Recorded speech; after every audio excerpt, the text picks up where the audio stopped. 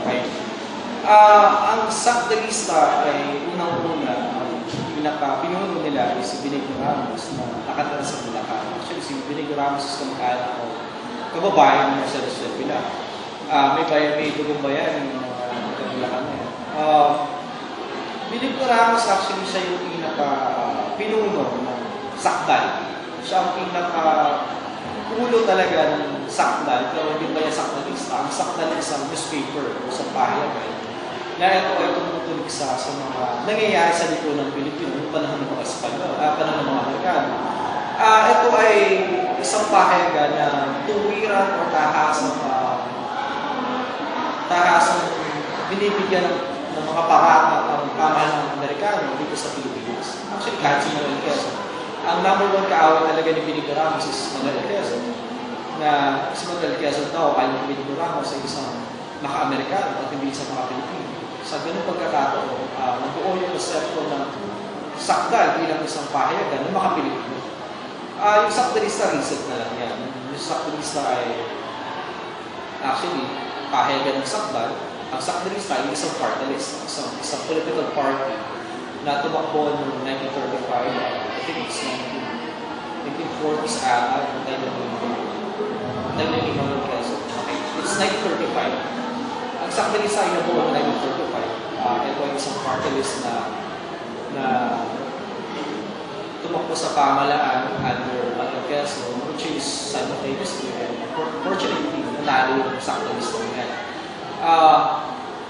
Pero ano nga ba ang sakdalista sa usapin ng politika? Actually, ang sakdalista ay talagang yan ang kauna-unahan. I think yan ang kauna-unahan talagang grupo ng mga Pilipino at mga Pilipinas. Sila yung isang grupo ng manggagawa, magsasaka, mabinarang tao, mangingisda.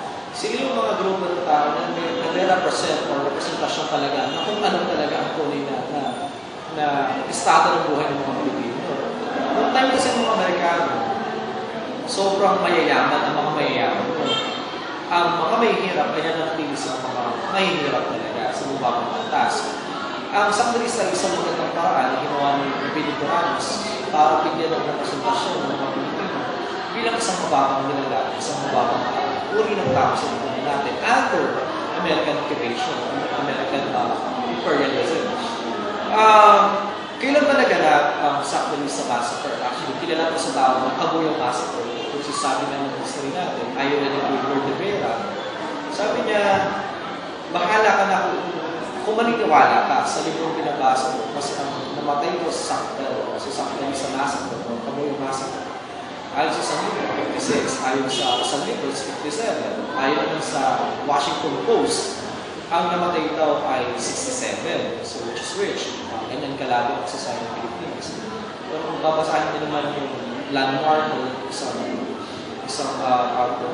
landmark o historical sets sa simbahan ng Cabuyao, pag binilang yun is 54. So, alin doon ang totoo? Dahil nga ang sakdalista ay isang political party at naglalayo ibigay ang pantay ng pagtingin ng pamahalaan sa bawat antas ng lipunan sa Pilipinas. Minabuti talaga ng mga sakdal parties na pumunta sa munisipyo. Actually, kaya nangyari ang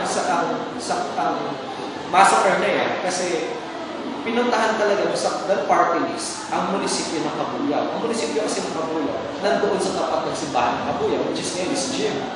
So kaya doon nangyari ang Cabuyao Massacre. Naging problema kasi dito. Imbes na kausapin ng sakdalista, yung mga pinuno ng pamahalaan ng Cabuyao, minabuti ng pamahalaan ng Cabuyao na patayin na lang sila.